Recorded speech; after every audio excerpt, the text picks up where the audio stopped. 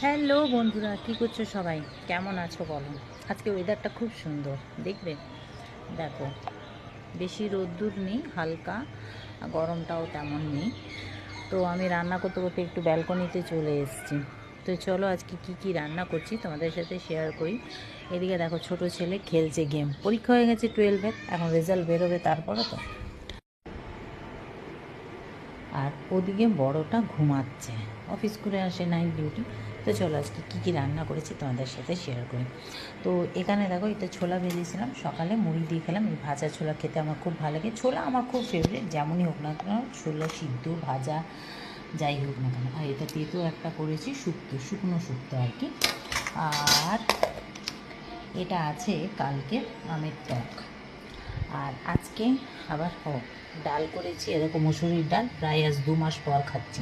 কারণ বেশিরভাগ নিরামিষ খাই, অড়হর ডাল, মুগ ডাল এইসবই চলে। আর ভাত তো হচ্ছে। আজকে একটু তাড়াতাড়ি রান্না হয়েছে। এঁচোড় চিংড়ি বসিয়েছি, এটা হচ্ছে। এই এঁচোড়টা একজন দিয়ে গেছে তাদের গাছে।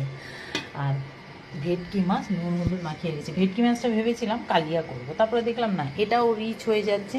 আর এটাও সেই আদা রসুন পেঁয়াজ দিয়ে, তাই না, আজকে একটু সর্ষে বাটা দিয়ে করব, সর্ষে পোস্ত।